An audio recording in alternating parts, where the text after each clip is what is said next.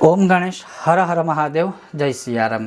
યજ્ઞ આપણે કરીએ છીએ, યજ્ઞમાં આહુતિ આપવું આપણને ગમે છે અને યજ્ઞમાં આહુતિ આપવી કે યજ્ઞમાં ટૂંકમાં યજ્ઞ કુંડની સમીપમાં બેસવું ને એ પણ સદભાગ્યની જ વાત છે, નિશાની છે।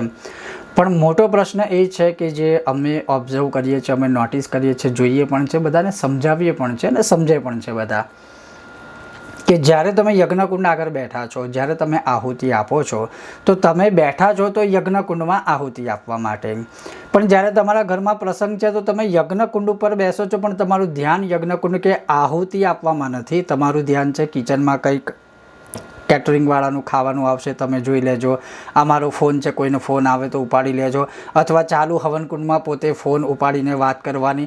તો આ પ્રકારે એક જે કહેવાય ડિસિપ્લિન વગર જો તમે યજ્ઞકુંડમાં આહુતિ આપો, એનાથી વિશેષ મહત્ત્વ કે યજ્ઞકુંડમાં આહુતિ ક્યારે આપી શકાય, ક્યારે શું બોલાય, ક્યારે આહુતિ અપાય અને એના વિપરીત આહુતિ આપીએ તો શું ફળકથન છે।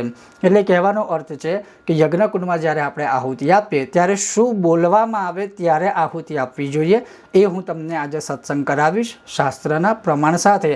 જો તમને આ સત્સંગ વિષય વિડીયો પસંદ આવે તો લાઈક કરશો, શેર કરશો, ચેનલ પર નવા છો તો સબસ્ક્રાઈબ કરશો। તો ચાલો સત્સંગ શરૂ કરીએ। હવે સૌથી પહેલી વાત એ છે કે અહીંયા લખ્યું છે કે સકારે સૂતકમ વિદ્યા, એટલે સ્વાહા શબ્દનો આખું આ સંધિ વિચ્છેદ છે। હકારે મૃત્યુમ આદિશેત, આહુતિ તત્ર દાતવ્ય યત્ર આકાર દ્રશ્યતે। સ્વાહામાં આ જે શબ્દ છે સ, વ, આ અને હ, અને જે સાયલન્ટ આકાર એટલે આ પણ આવી જાય, એટલે આ પાંચ જે શબ્દ છે, પાંચ અક્ષર છે, એમાં સ એટલે સકાર સૂતક છે, હ એટલે હકાર મૃત્યુ છે અને હકારા એટલે સ્વાહા, સ્વાહાકાર કહીએ ને આપણે સ્વાહા, તો હાકાર સાથે આકાર આવે ત્યારે આહુતિ પ્રક્ષેપણ કરવી, દુર્ગાચન સ્મૃતિનો આ મત છે। એટલે કહેવાનો અર્થ છે કે આજે માની લઈએ કે આપણે ત્યાં બ્રહ્મદેવતા છે, આપણે યજ્ઞ કરવા બેઠા છે અને ઉદાહરણ તરીકે તમને કહું કે ઓમ નમો ભગવતે વાસુદેવાય સ્વાહા, હવે જ્યારે હું સ્વાહા બોલ્યો તો એ સ્વાહામાં સ્વા શરૂ થઈ જાય પછી હા આવે ત્યારે આહુતિ આપવી। ઘણીવાર શું થતું હોય કે કોઈ બ્રહ્મદેવતા કોઈ શ્લોક કે મંત્ર બોલે તો આપણું ધ્યાન એટલું બધું યજ્ઞમાં ના હોય, આપણું ધ્યાન બીજી બધી પ્રવૃત્તિમાં હોય, એના કારણે અજાણતાથી આપણાથી શું ભૂલ થઈ જાય કે હજુ તો બ્રહ્મદેવતા બોલે ઓમ નમો ભગવતે વાસુદેવાય, ત્યાં સુધી આપણે તો આહુતિ અંદર થાળીમાંથી લઈને સીધું એ હવનની સામગ્રી યજ્ઞકુંડમાં પધરાવી દઈએ, તો આ બહુ મોટું પાપ છે। સૂતક અને મૃત્યુ આ બંને અશુભ સૂચક છે આ વસ્તુ। આહુતિ ક્યારે આપવી કે ઓમ નમો ભગવતે વાસુદેવાય સ્વાહા, હા બોલાય ત્યારે આપવી। કેવી રીતે? આપણી આગળ થાળીમાં ભોજન પીરસેલું છે, એ થાળીમાંથી આપણે એક કોળિયો લઈએ તો થાળીમાંથી કોળિયો લીધો એનો મતલબ એવું નથી કે તરત જ મોઢામાં મૂકી દઈએ, આપણે એવું કરીએ છીએ, નથી કરતા।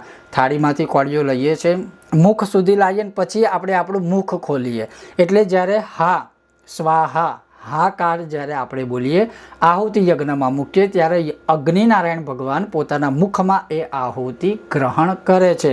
ઘણીવાર ઉતાવળમાં પહેલાં આપણે આહુતિ આપી દઈએ, મંત્ર પૂરો થાય પહેલાં, ઘણીવાર મંત્ર પૂરો થઈ ગયા પછી લગભગ અમુક ક્ષણ પછી આહુતિ આપીએ, જે શાસ્ત્ર સંમત નથી।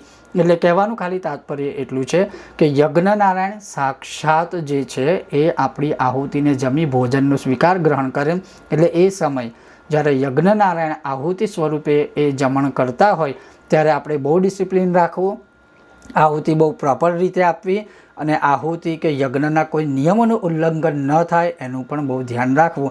એટલે આહુતિ કેમ અને ક્યારે આપી શકાય એ મેં તમને સત્સંગ કરાવ્યો। આ વિષય પર તમારું શું મંતવ્ય છે? તમે શું ક્યારે અજાણતાથી આવી ભૂલ કરી છે કે તમારાથી અજાણતાથી કોઈ ભૂલ થઈ છે, અથવા તમારો આવો કોઈ અનુભવ રહ્યો હોય તો તમે જે છે કોમેન્ટ બોક્સમાં જે છે એ શેર કરી શકો છો।